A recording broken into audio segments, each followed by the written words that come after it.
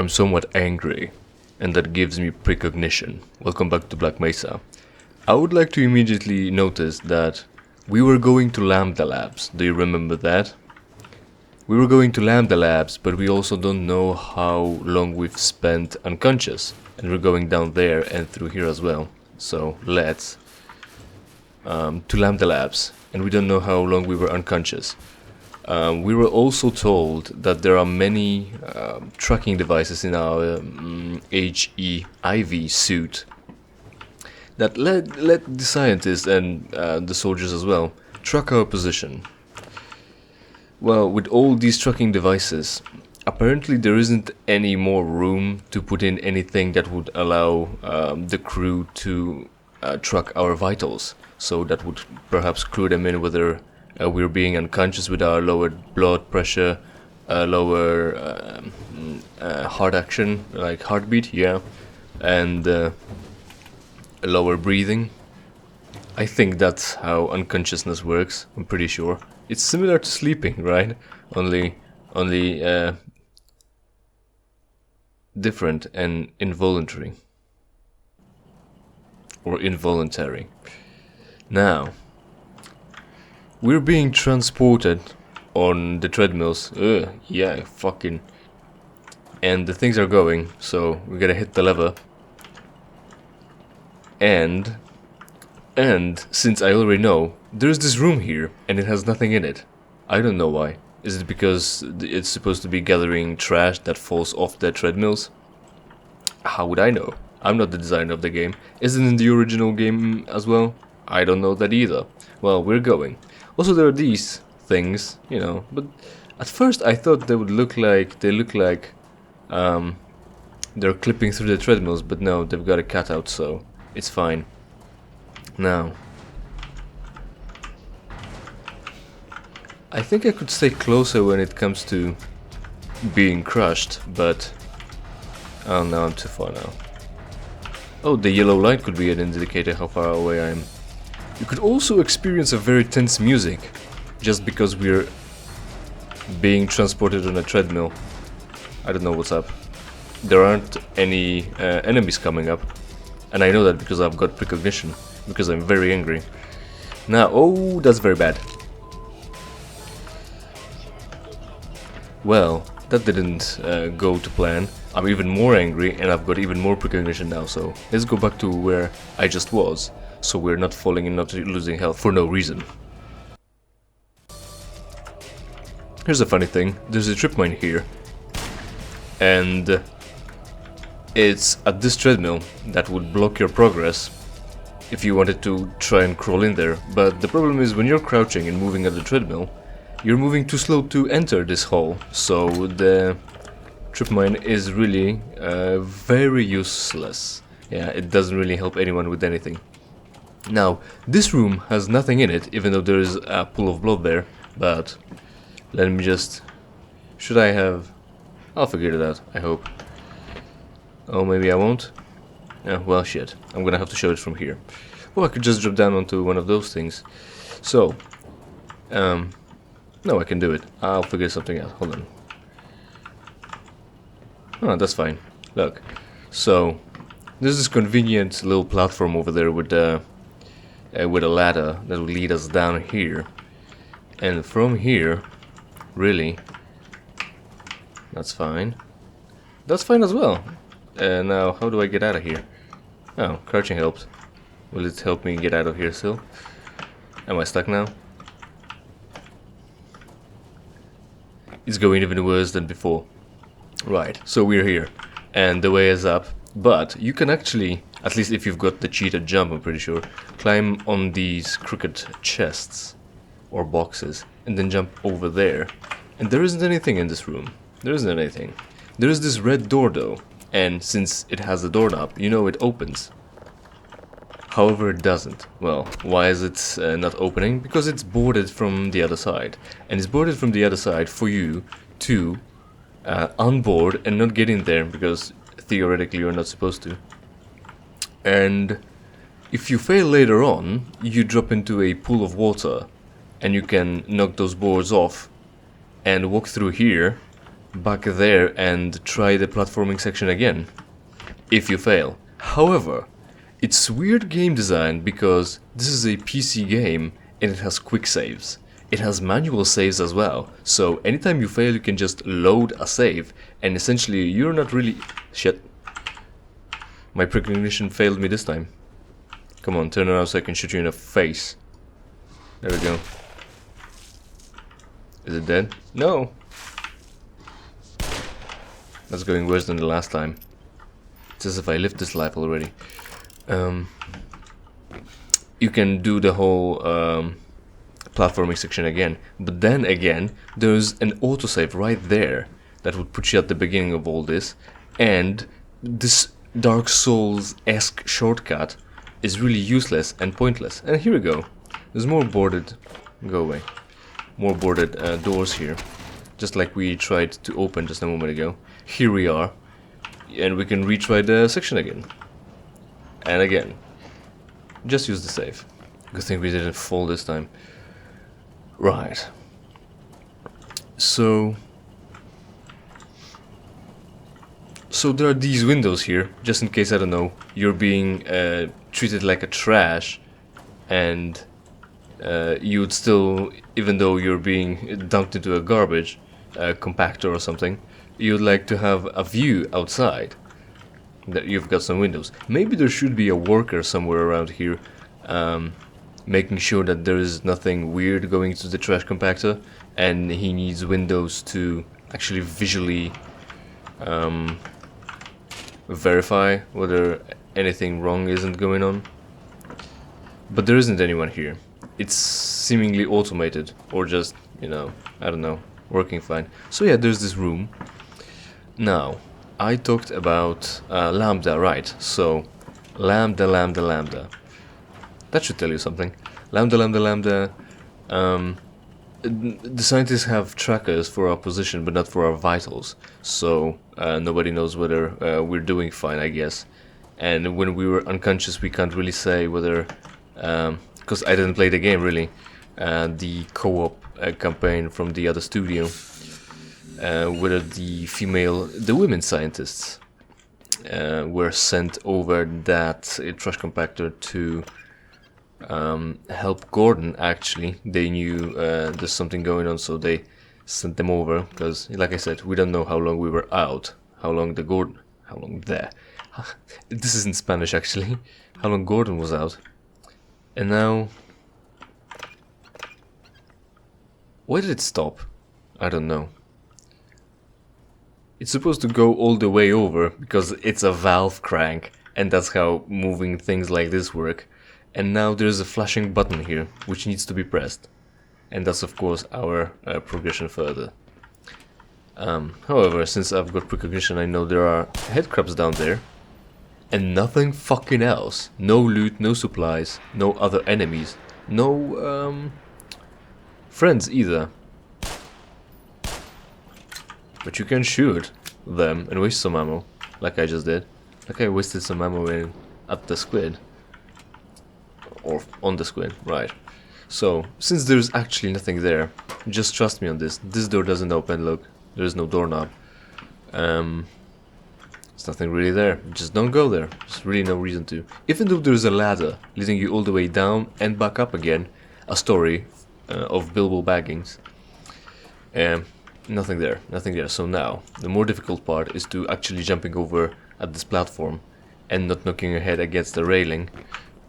Oh, there we go. Right, you have to not sprint to succeed at that. Yeah, so I don't know if the girls were sent there to save Gordon or not. Or if they just stumbled across him. Stumbled across him, not stumble across him. Yeah. Oh yeah, this section, right. So, there is a cycle. And there is more than just one flamethrower in there. And you're supposed to know that, otherwise you'll be hurt. Now we should be going now. Good, perfect. I didn't lose a single health point. That's good. Because I used to lose those. Now, no more convenient little platform over there. However, there is a convenient platform over here. All the way over there. So, let's take a stroll, see, maybe we'll find something. Ah, there it is. Something. Look. some batteries and trip mines, because we didn't have that yet. And again, I think this room is designed to allow you to get back once you fall off of the things. So again, let's make sure. Unfortunately, this room just has a hard floor for you to drop on and break all your legs, and really not have anything helpful here to break your fall if you fail.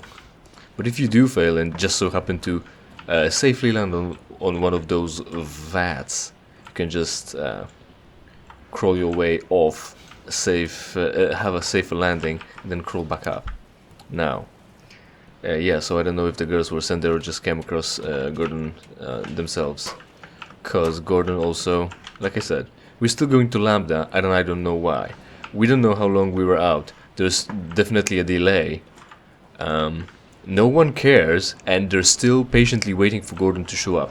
He's so irreplaceable that they need Gordon to show up no matter what. No matter being unconscious, attacked, or whatever. Or just laying there, I don't know, with missing body parts. Now, some revolver ammo there.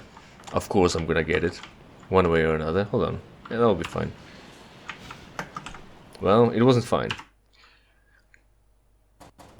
Fortunately, like I said, I've got a quick save, which allows me to get back here and not need a Dark Souls shortcut, which is amazing game design, because they opted for not having any other kind of save in the game.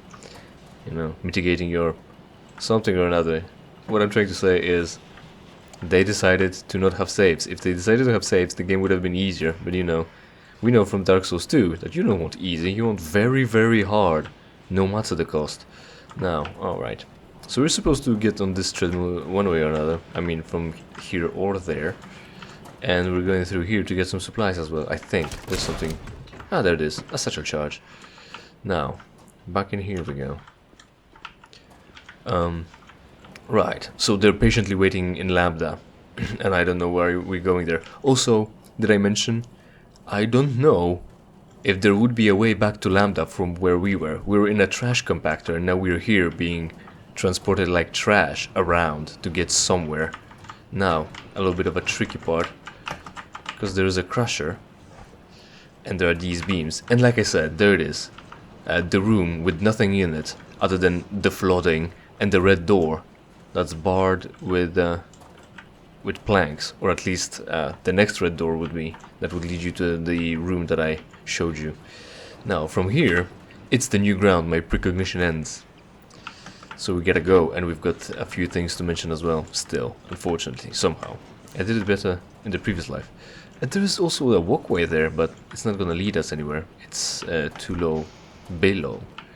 Oh, whoa, oh shit, that's fine. Now, from here over there, clearly, avoiding the crushers again. Yeah, didn't quite work. Fortunately, I've got a save, and instead of dropping even lower and redoing it, like I keep hammering home, I can just load the save. Why am I not jumping?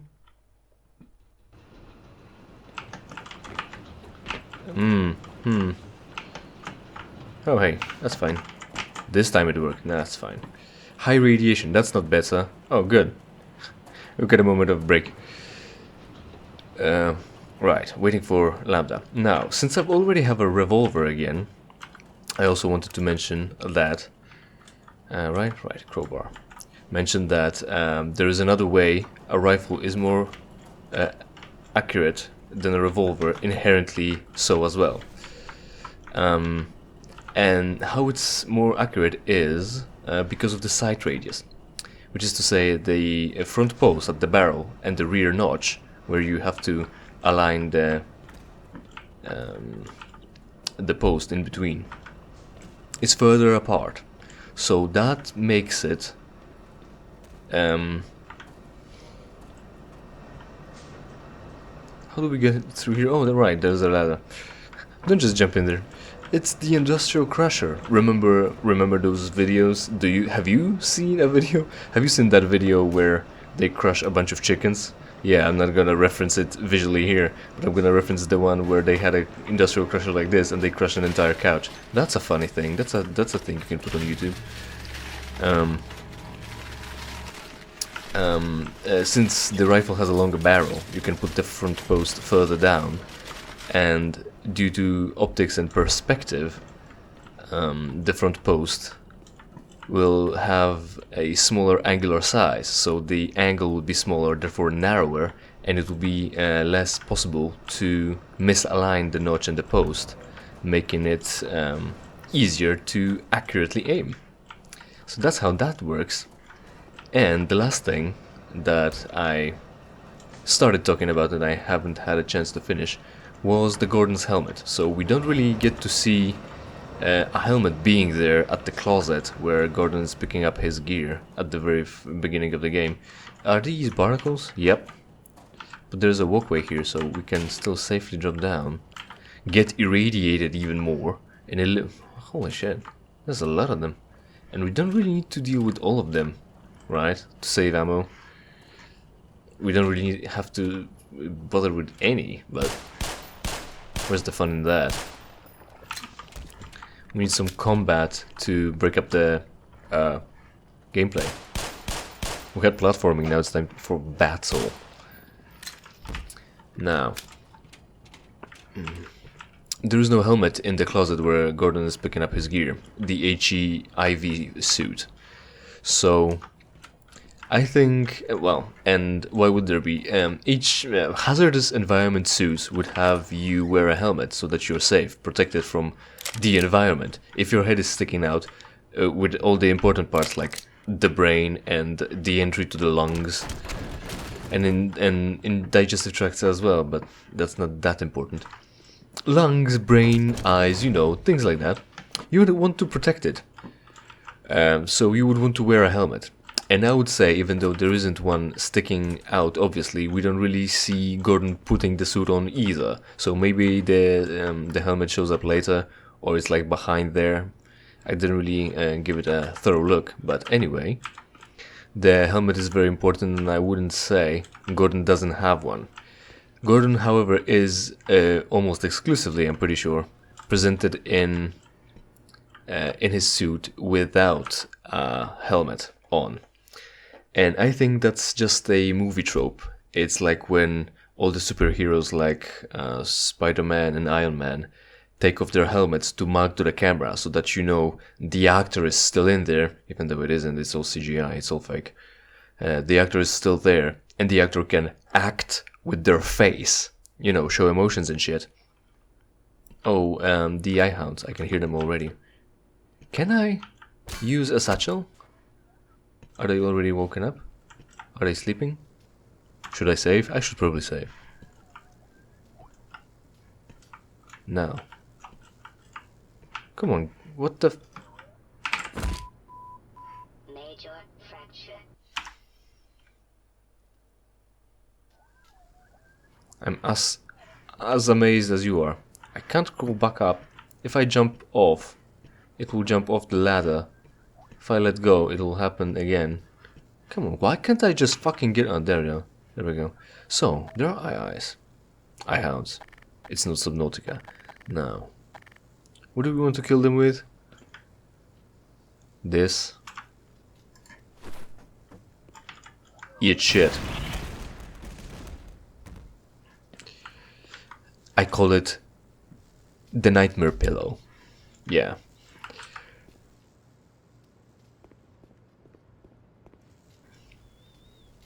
So there should be a helmet, and Gordon should be putting it on to protect himself, because he's not an actor mugging to the camera and acting for someone to understand him.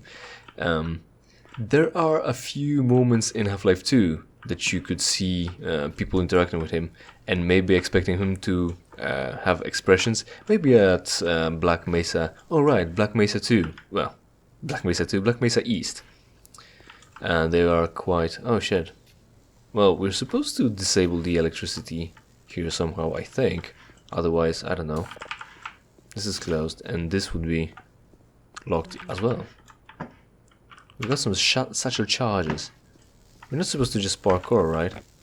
That's dangerous. It's electrified. You know, you could vault over a fence, but not when it's electrified. Pistol? Oh, that was easy.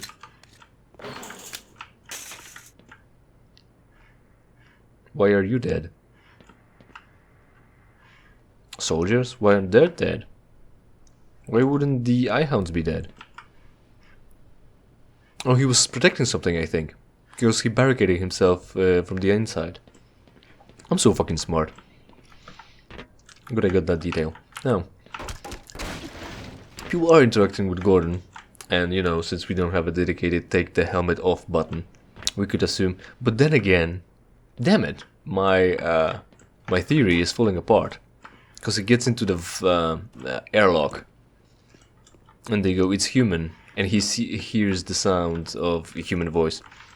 And he either proceeds to take off his helmet as if he knows it's safe, or he doesn't have the helmet on, because then Mossman recognizes him immediately. And you know, anyone can wear a hazmat suit. But not everyone has a Gordon Freeman face. Yeah. So shit.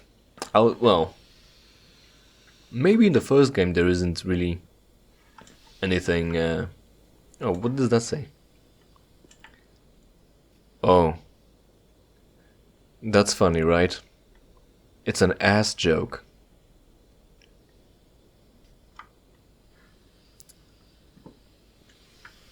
The Mac Blessa was better, because at least that was nonsense. This is just fart jokes.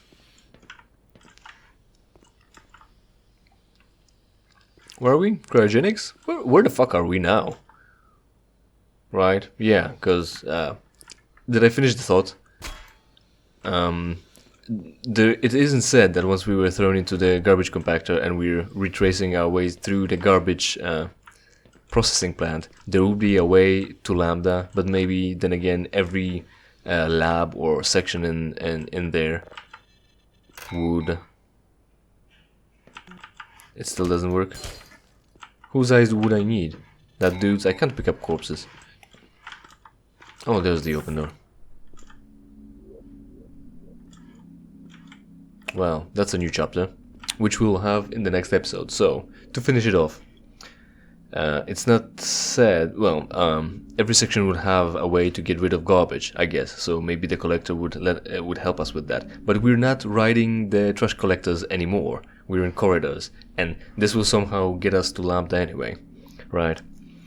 And the helmet theory in Half-Life 2 actually seems to be falling apart, and I guess, I don't know, Gordon is actually stupid by not wearing a helmet. I don't think there is really any big scene where Gordon would have to interact face-to-face with someone. They wouldn't know that it might be someone. It might be Gordon inside. But then again... You know, soldiers are looking for people in hazmats. He's wearing it. There's 2 other people wearing them. There's 3 for the whole facility, somehow. I don't know how that happens. Are they too expensive? And now... What is this? Supercomputer or super reactor? I don't know. We'll find out soon enough. That is to say, probably next week. So shit. I guess my theory about the helmet is falling apart, unless it's really... Still, Gordon is using a helmet, and he's actually taking it off to mark to the camera or to other characters, you know, just in case. So that will be it for today. Hopefully you enjoyed it, and hopefully we will see each other in something I play for you for free. In the meantime, of course, interact with this video, with the whole channel, leave a subscription and a like and a comment. And if you didn't like this, it's entirely your fault. Maybe I should wear a helmet when I'm playing these games. Maybe I already am. Or maybe I'm taking it off only to mug to the microphone.